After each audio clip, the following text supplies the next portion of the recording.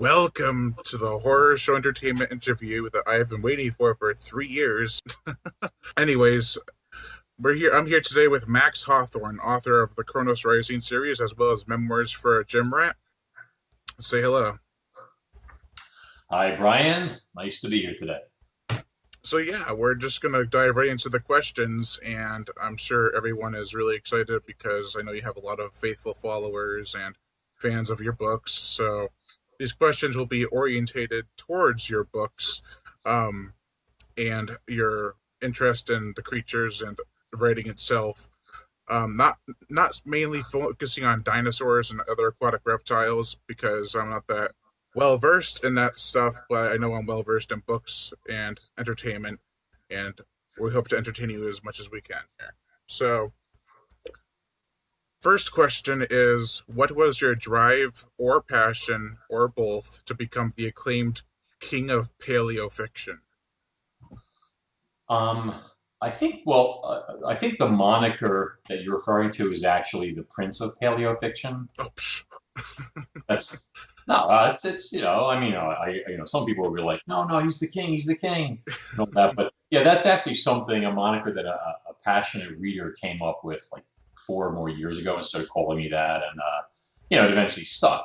Especially, I think I started adding it on myself after it appeared in Fangoria magazine a couple of years ago, and it's very flattering, I think.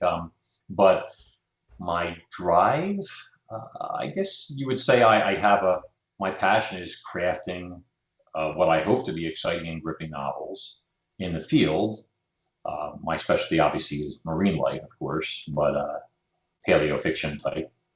But the books basically express my love for both the sea and for prehistoric life, and I'm blessed and happy to say that a lot of readers obviously enjoy the books, and it helps keep me busy all day. Cool, cool. Second question is, um, first off, we're not going to pertain too much to the movie The Meg because this is focusing on Kronos Rising. So I'm just connecting the question with: do you think The Meg will help materialize a possibility for a Kronos Rising movie? The movie The Meg you're talking about, the Yes. one that comes out. Well, I think when it comes to getting a movie made, the thing you have to understand is what you really need for that to happen is you need proper representation. Mm. And by representation, I mean you need an agent, which, believe it or not, is something that I don't have right now. You got to keep in mind, I'm not with one of the big publishing houses. I'm with a little indie outfit that's more or less almost like a mom and pop store. So when you're going to get a movie, you need people that have the contacts, have the lists of people, the connections, and then put those type of deals together.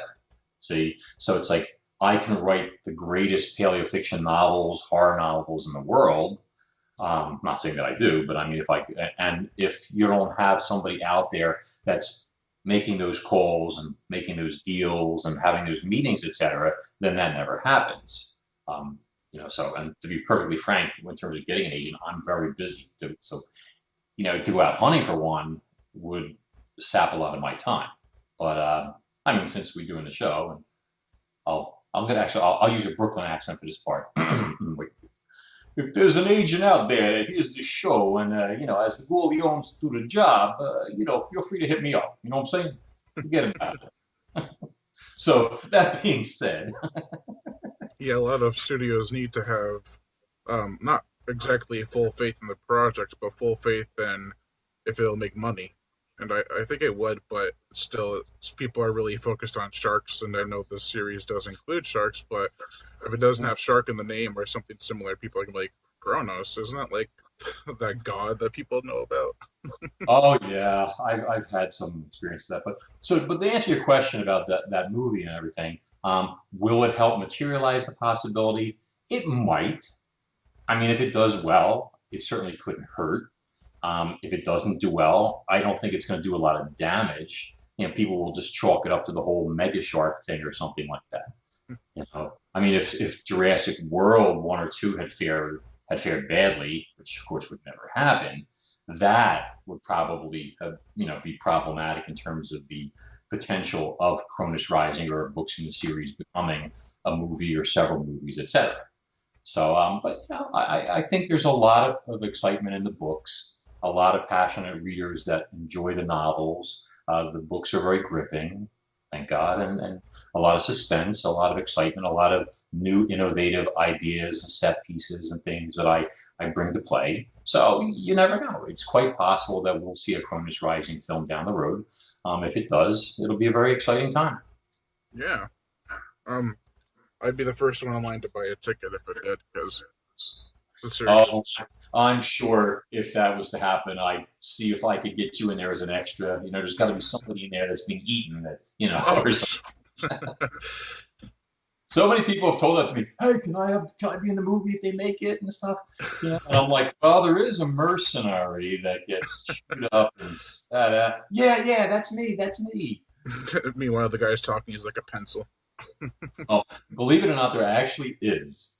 And I never do this in my books, but like you'll see sometimes like people will get to be in a novel or in a TV show or a screenplay. They'll get a mention, And many years ago, when I was first writing book one, we're talking back in like 2004 or something like that. God Oh knows. wow.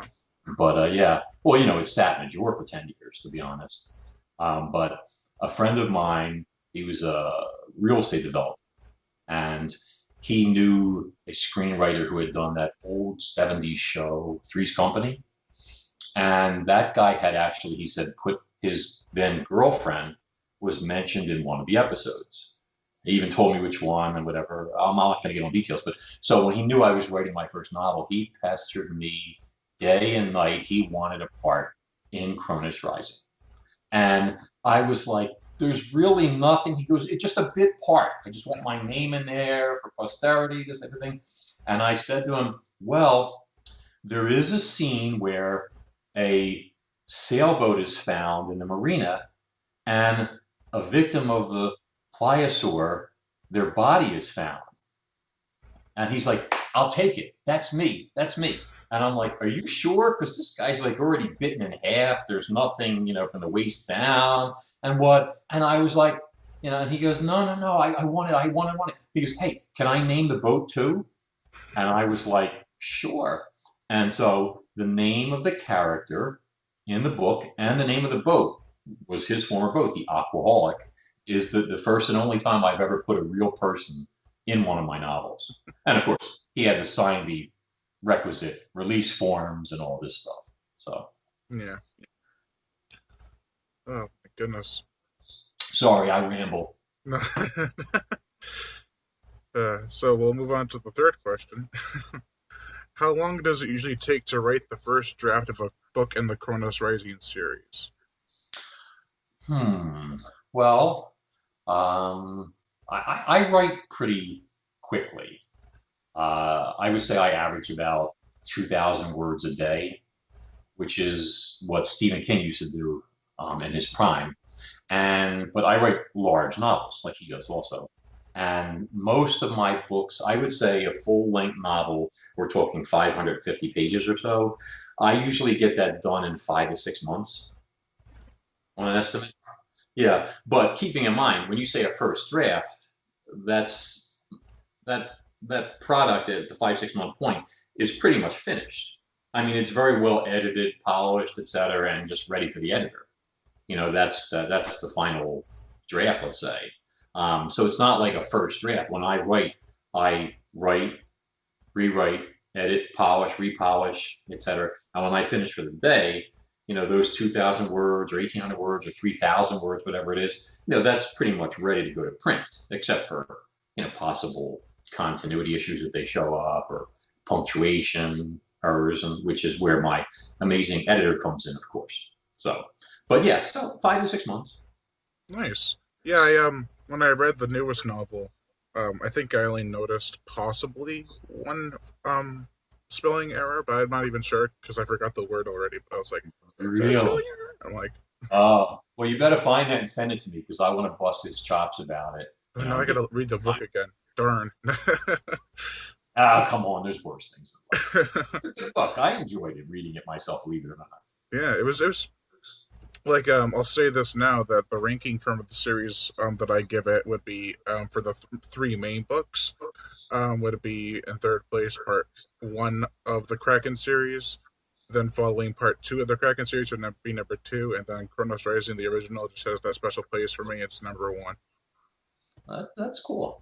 Mm. I asked my editor because I told him, people had been saying that, the Kraken Volume 2 is the best book I've done to date. I tend to agree with that. I think there was a little more in book one, the very first novel, your Yeah, favorite, in terms of the overall story, the complexity, especially since it's, a totally new angle. So you're introducing everything from scratch also. So it was a little more complex, but in terms of the writing style and such, like he said, like he gave me a score of 100 on Kronos Rising, the very first book, and if he, as a professor, an 85 to a 90 on Kraken One, which of course was back when I was writing injured, etc. But Kraken Two, he gave me 110.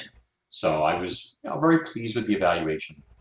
It's good stuff. I get taken to task. They don't take any nonsense. These people, they don't brook any errors or anything like that. If there's a problem with your writing style, your continuity, anything, you hear about it. So fortunately, I'm pretty thorough, so I don't have to hear too much. yeah. Is there any other books you have planned that are not Chronos Rising? I know that's going to be a big series, but like in the future, do you have any other ideas you want to share on paper? Well, let me quote Hannibal Lecter. I have oodles. I mean oodles, and I won't give away anything at this Right. point, but I've got books planned from here to Judgment Day, so it's good stuff. Yeah. It comes to me in my sleep a lot of it, Brian.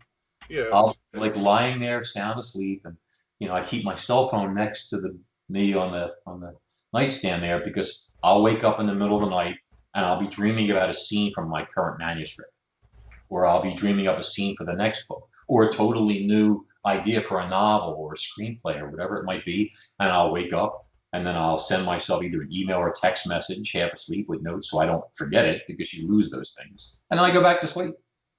I wake up in the morning and I'm like, oh yeah, great scene. Ooh, cool idea. Oh, that's going to be a great book. Or sometimes you look and you're like, okay, I don't know what I was smoking before. I need to cut that stuff out. um. Yeah, I notice when I come up with any ideas, I'm usually just sitting outside doing nothing, just spacing out, and I'll be like, "Oh, that's actually a pretty cool idea." You always have to write it down. Send yourself something I because know. things. I need to invest in a notebook. Yeah, my brain is like a sieve, in and out. Just whoosh. Yeah, especially when I dream and it's like, "Oh, I remember that." 20 minutes later, after I wake up, oh, where'd it go? It's the worst. So the fourth question, well, now it's technically the fifth question. Uh, was your interest always in marine life, or was there something prior to it, such as dinosaurs or other animals, living or otherwise? Hmm. Well, let's think about this. So, well, and I've said this in interviews before when people ask about where my first love for dinosaurs and things like that comes from. My dad, in the day, was a passionate rock hound. A rock hound is typically an amateur fossil collector, people who like minerals, fossils, things of that nature. And so, as a child, I grew up with a lot of this material in the home. I mean, I remember having the partial skeleton of a young mammoth piled on top of our piano. Yeah, seriously. I mean, Yeah. immense bones, and you're like, wow, what is this stuff? I got in big trouble with my dad one time because I took a beautiful megalodon tooth of his and I took it to the Academy of Natural Sciences where they used to have a trading post when I was a kid, and I traded it for a really nice gift from my mom. But it wasn't my tooth to trade. See, I never told him that until about 20 years later, actually. He's like, "Where's I my was tooth?" too big to beat them. Well, he had so much stuff. Yeah. But I also started fishing. The first time I ever remember fishing when I was 5 years old, but fishing didn't become a passion for me until my early 20s. And then it was like an obsession. I mean, I was, forget it. I guess we're talking combining interests, a love of the ocean and a passion for prehistoric life. I've been all over the place. I've swum with sea turtles in Hawaii, old monster halibut off from the depths of Cook Inlet in Alaska, slugged it out with 12-foot sharks off Montauk. I've done a lot. And that aspect of the sport, if you want to call it that, lets you create a more like realistic experience for your reader. People can have told me like when they read my books, I could smell the salt air, as they're reading it, and that's it's quite a compliment. So if you look at that, you have the subgenre of horror that is called marine terror. And when you're working with that, you combine that with a love for things prehistoric. It lets you create the scariest, most exciting, suspenseful type of literature for readers that are interested in those type of books. And I've always said that I think that when you're writing horror stories or the beast and the loose monster in the house format, as they call it, the marine versions of those are inherently scarier than most other books. Like if you're looking at one of these slasher films where you're on the run in a cemetery or in a house and some maniac in a mask is trying to kill you with a butcher knife or something like that, that's scary and terrifying. But at the same time, you're on semi-equal footing, Right. depending on the supernatural aspect of your adversary, of course.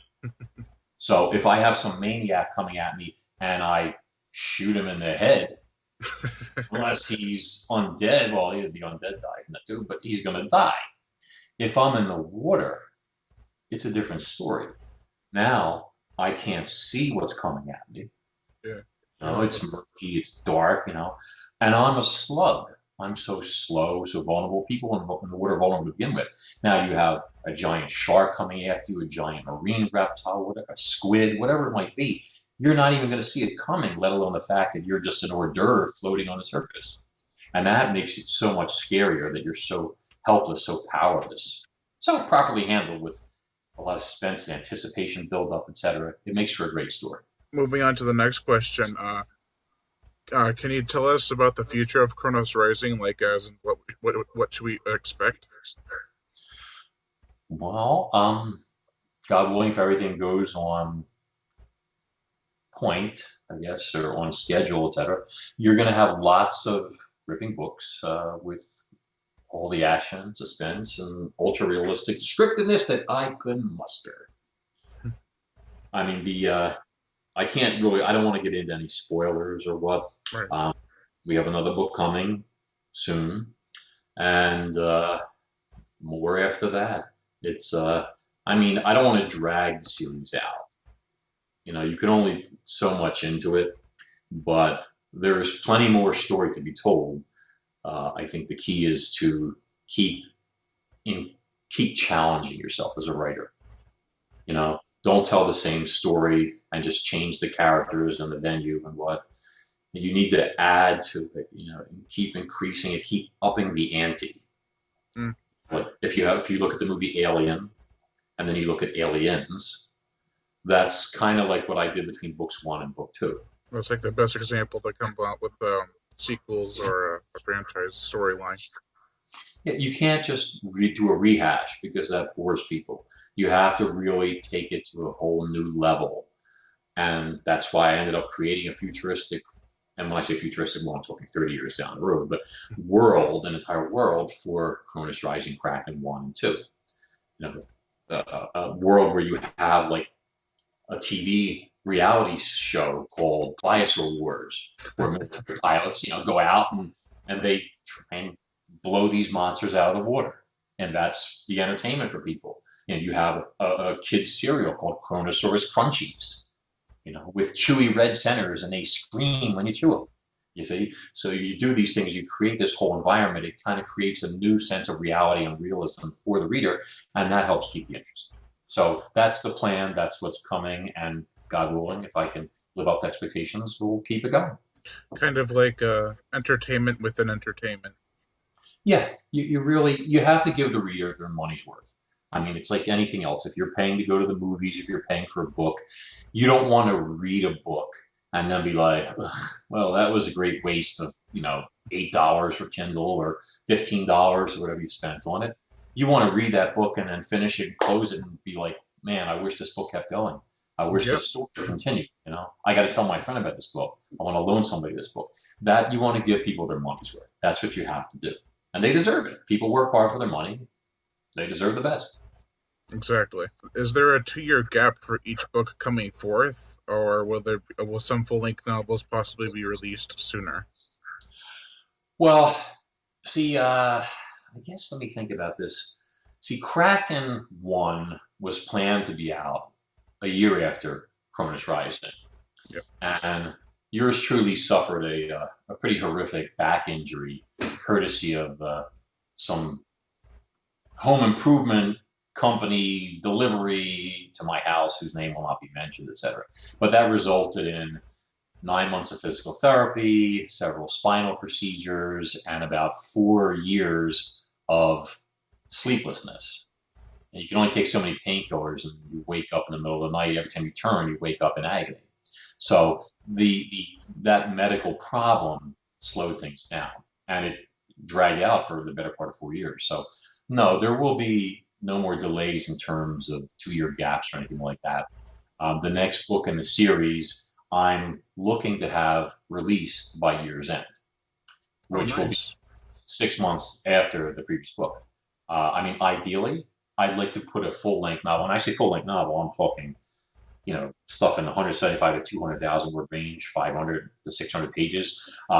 Ideally, I'd like to do a book every 6 months, but between the work that the guys do behind the scenes, prepping them, etc., every 8 months might be more realistic. But that's the plan, and I sleep better now, and that makes all the difference in the world. I mean, I'm gonna. This is gonna sound like bragging, but after finishing Kraken 1, and I'm sorry, Kraken 2, and I'm so far into the next book already.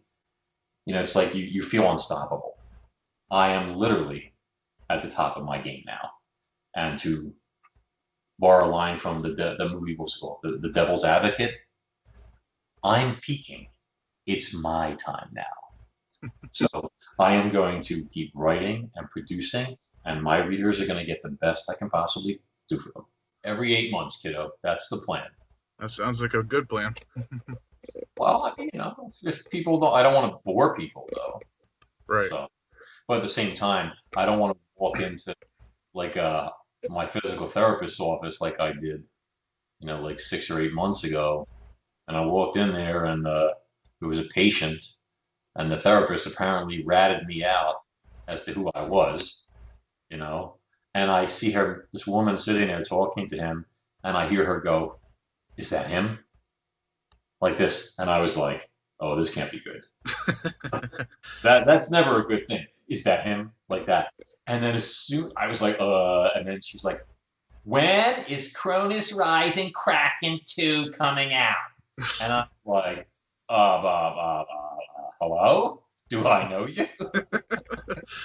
And then she was like, "You left me hanging with so many plot points and unresolved twists and turns, and I want to know what happened."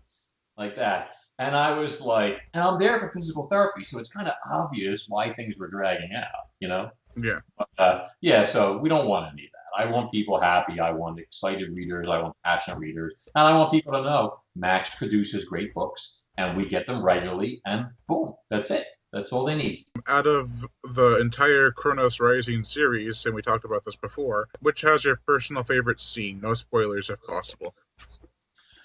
Okay. Well, see, it's a very difficult question to answer because each novel has like favorite scenes, you Um, know, like two, three, something like that. But in the interest of trying to avoid spoilers, especially for the latest book, I'm going to go with what is a fan favorite from book one. And since the book's been out for over 4 years, hopefully it won't be too detrimental. But there is a scene where the monster, the Pliosaur's big reveal takes place in Harcourt Marina. This is where, well, Jake and Amara, the two protagonists of the story, are on a stage there doing a press conference and trying to convince a bunch of hostile reporters about the existence of this creature. They've got a tooth to show and all that, but they're taking a lot of heat basically. And this is all interrupted by a shark attack that takes place outside the marina. A teenage girl is attacked by a huge great white shark, like a 23-foot animal that weighs like 6,000 pounds. Jake, the sheriff, being the hero that he is, dives in to try and rescue the girl. He swims to her. She's badly bitten, but the shark, which is ravenous at this point, is not going to let him and her escape. It starts circling, it starts moving in, it's coming in for the kill, and it's just a matter of time. Jake is at the point where, well, I don't want to give out all the spoilers, but he has a plan to try and save the girl. He might cost him his life.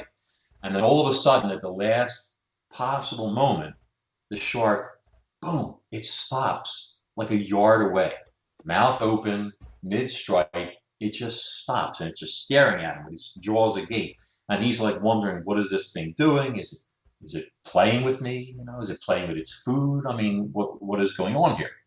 And then you get this realization that something stopped the fish in mid-charge. The water starts to like bubble up. This huge shadow starts to appear behind it. The fish starts to elevate up unnaturally out of water, its head, its gills, etc. And you realize something much, much bigger has this 6,000-pound predator by the tail. And then all hell breaks loose. And people running and screaming. The animal, the pliosaur, is smashing the great white shark against the surface of the water to break its back. The docks are inundated. People washed into the water. It's just general pandemonium. And it's great because it gives you such an exciting reveal for the creature. It's like, here is this thing, this ultimate predator. And this shark that we would inherently be terrified of is just a meal for it. And we are just these little insects practically running around, running for our lives while this battle is going on, while this predation is going on, etc. There's news crews already there. It's all videotaped, helicopters, etc. It's like the perfect press conference. There's no such thing as a monster. Here it is. Boom. I thought it was really well executed, and I've gotten many compliments off of it. So, going from that particular book, that would be my favorite scene from book one. Now book two. No, just kidding. That's not happening. Yeah. Um. Yeah. Back to the other question I asked earlier, if you were to make a movie about it, when I read that part in that first book, I could envision it just like a movie. It was amazing. Thank you. Yeah, I think that I mean, I wrote a script for Kronos Rising a while back that's been sitting in my drawer, but that is definitely one of the scenes, one of the set pieces that would be in there. That the helicopter crash with the two choppers, things like that. These are things that are pivotal and fairly unique scenes that you want to have in a story, and very dramatic. It would be, yeah, for film it would be ideal. Yeah, I highly agree. The eighth question is: do you have the entire outline for what happens in Kronos Rising timeline already figured out, or will some ideas become realized as you go on? Um, okay. Well, obviously we're not doing any spoilers here, but Right. the series is well planned out and outlined for the next three novels, as well as a prequel that will take place, full-length novel before book one. That will probably be the last book in the series that I do, will be the prequel. So there may be three more books. There may be four plus a prequel. I haven't ultimately decided yet if I'm going to add a fourth, if it'll be necessary. But the main, how do I say this? The skeleton of the stories is already in place. There's lots of, when you say like new ideas and things become realized as time goes by, that's like you're always going to come up with neat little twists and turns and dialogue, you know, different little conflicts between characters and things like that. That's part of the creative process and keeping the book realistic and adding those neat details, keeping people guessing and excited and interested, I guess you'd say. But it's well planned out in advance, and that's a good thing because you know where you're going. You don't want to end up with a story where you kind of write yourself into a corner.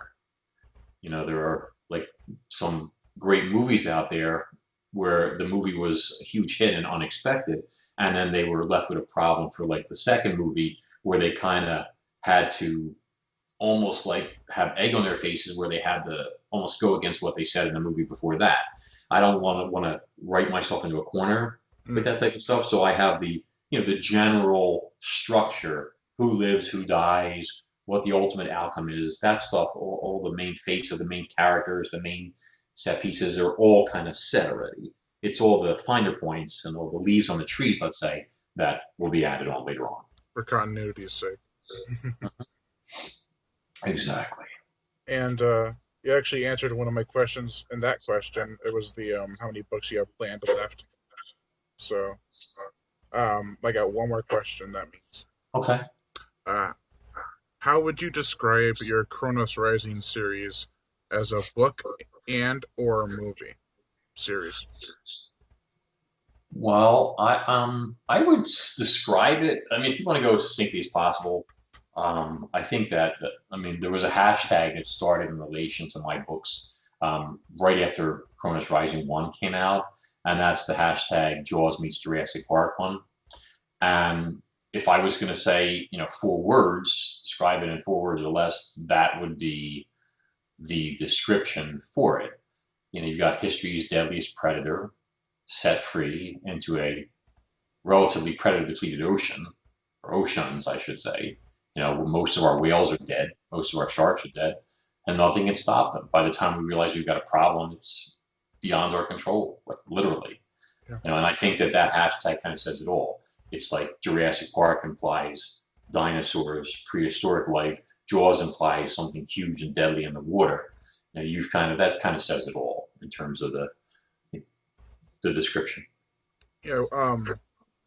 We talked a bit before the interview, and I had mentioned that my first book review was Kronos Rising, and now remembering the hashtag of Jaws meets Jurassic Park, I feel like an idiot because my intro says it's Jaws meets aliens, and like that's not even accurate towards what the book is.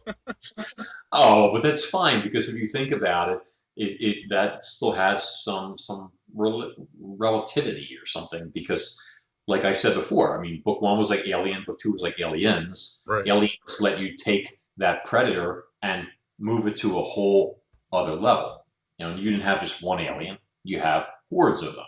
right, See, you don't have just one Pliosaur in my next books. You have hordes of them, and you don't just have like the alien queen. Is almost like a parallel to Tiamat. The mutant Pliosaur that they have captive. Oops, no spoilers. Ah! So you always have to introduce new opponents, whether they're literal, mental, physical, whatever the case may be. I like to spice things up, and so the aliens thing is kind of appropriate. New predators, new monsters, new inventions. I mean, you read the new book. I invent my own technology. would you say it's like Jaws meets Alien 3? Nah. Uh, was that the one on the prison planet? Yeah. Yeah. That. I don't think I'm going to win any friends by saying this in You certain circles, but that was the biggest marketing mistake in the history of horror films. Practically was the preview, the trailer for Oh, that I movie. know what you're talking about. Yeah. Yeah, the bitch is back. And That one. then Yeah, and then and they you have the made shot where everyone it's like it's on Earth now. It was never on Earth. yeah, but they made everyone think that somehow the queen alien had somehow survived, and it wasn't her. It wasn't that at all. You know, But it did I mean, make for sorry, no, but it's okay. it did make for a catchy tagline. I'll give them that. Yeah, but it also pissed off a lot of people, and then people and the movie tanked because people left the theater feeling ripped off, deceived, and you can't do that. And Right. then word of mouth spreads like wildfire in a situation like that, and then it kills you. Yeah. It's not my position to criticize maybe with stuff like that, but I personally saw that movie in the theater and I felt violated when I left, and not in a good way when I say violated. Okay. Yeah, going back to like Jurassic World, if you have seen the numbers for the sequel to Jurassic World Fallen Kingdom, you'll notice it's a lot less money made than the first one. And I think that has a lot to do with word of mouth because that's gotten some from critics and stuff. Oh, the second Jurassic World movie did hasn't done as well as the first. No, it's about I think 600,000 off of the first, which it doesn't seem like a lot, but it really is for a big budget movie. Off, $600,000. yeah, from the I think the first Jurassic World made about 1.8 billion, and then this one made like 1.2 or 1.3 billion. Hmm. I don't know. I mean, either way, I thought they were great Yeah, movies. me too. You know, just really worth the entertainment. I took my dad to see it, and yeah, it was. I mean, I think the only, and I'm digressing here because it's not like my area to be criticizing movies and stuff or acting like a film critic, but as a writer, as a storyteller, I'm going to come out and say that I saw a lot of people talking about the new Jurassic World movie, and a lot of the criticism was the lack of lack of intimidation factor or something for the Indoraptor. Is that what it was called? The Indoraptor, Yeah, right? yeah. Yeah. It wasn't as big as the um, Dominus Rex. yes, thank you, Indominus Rex, etc. So it wasn't as scary. I thought that it was a neat trick, great technique to have it in a house, in a mansion, where the size was magnified by the proximity, by the holes and things of that nature. I mean, my personally, as a storyteller, and again, it's not my place to criticize the writers for an incredible movie like that. Okay, if I had had a hand in it at all, the only thing that I would have done, which I think people would have liked and also wanted to burn me at the stake, is I would have had it a situation where the Tyrannosaurus in the end was involved with sort of inadvertently saving people's lives where there wasn't one Indoraptor. It turned out to be like five or six of them. You thought there was one. It ended up being a whole horde of them, and the T Rex ended up being caught in the middle and obviously killed by them in a totally horrifying, heartbreaking fight to the death. Of course, that would have infuriated all the Rex fans out there that were happy that the dinosaur survived, etc.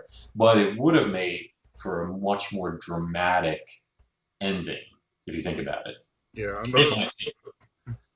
uh, It's like the Raptor Pack times 100 coming at you. yeah, another thing they're complaining about is the direction of what the series is going in. Um, I like it. It's an interesting take. Like we need this entertaining, kind of B movie ish, but still enough to be uh iconic and entertaining. Oh, Um, I could watch them over and over, and I right? have, to be honest. Yeah, me I too. mean, obviously, I have them on Blu-ray and everything else, and I don't, spend money on a lot of stuff. If I buy something, whether it's through on demand or anything like that, it's got to be good stuff, you know. So Oh, I have. would you think of the Mosasaurus in Jurassic World? I know that um, because when your book came out, it had all these aquatic reptiles, and you're like, oh, that's a cool addition to Jurassic World. Or I mean, some people, like a lot of the nerds out there, the paleo nerds as they call themselves, were all up in arms about how large the mosasaur was and what. I think I read somewhere that they said that according to the background for the story, they didn't actually breed the mosasaur; that they actually captured it, implying or meaning that the animal is not extinct and that they're still out there. If that's true, what I read online, but I mean, realistically, if that was the case, that would make perfect sense because those animals mosasaurs were growing and growing and growing up until the Cretaceous impact. They were getting bigger and bigger, and their increased size, they were at like the 60-foot mark already 65 million years ago. Part of this was competition between different species, prey items, and also competition against primeval sharks. They had actually wiped out all the big sharks before the end of the Cretaceous, like Cretoxorhina and all these other large sharks were extinct. That's because mosasaurs had gotten so large they could not only eat the younger sharks, they could even eat the adults. And of course, the mosasaurs bred faster in terms of numbers of uh, how many live births they had, etc. So it was like sort of like an arms race that the fish ended up losing, and only the smaller sharks were left. Of course, after the Cretaceous extinction, those smaller sharks then eventually became our megatooth sharks, which eventually resulted in the megalodon itself, millions and millions of years later. So, but if there were, I thought the mosasaur was great. Yeah. I would have liked to have seen more of it in the last movie. I think it was the by far the most intimidating part, intimidating monster, let's say, in the movie. Yeah, I remember when the first trailer came out, and I was like, I went to your Kronos Rising page. I'm like, it's a Kronosaurus. I really enjoyed that opening, that early shot where they were in that mini sub, and then you saw the lightning flash or what, Yeah. and the shadow of the thing passing overhead. Exquisite. Mm. I mean, whoever the cameraman is, whoever planned that out, that shot, that was a great one. I mean, it just perfect. Yeah. Uh, it's just very hard to build suspense, like come up with suspenseful stuff like that. That's new, and that really had a new feeling and flavor to it. I thought Yeah. so. So I think that should do it for this horror show entertainment interview. Is there any way we can reach you, Max, or is there any way we can where we can purchase your books and what pages we can follow? Sure. Well, I mean, the books are available through Amazon and through Barnes and Noble.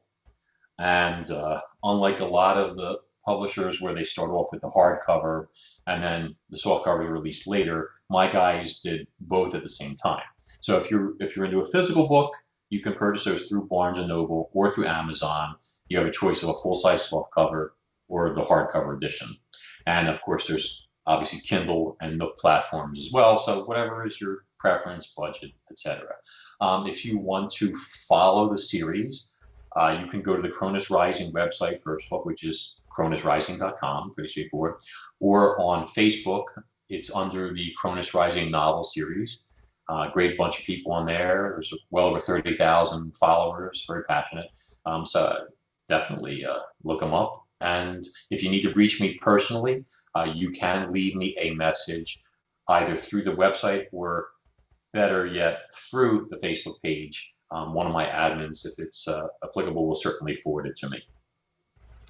Okay, and as always, Lion Brian Gatto, host of Horror Show Entertainment. Make sure to like my Facebook page in the description below. I'll also put Max's Facebook pages for the Kronos Racing series in the description below. And to leave comments and subscribe.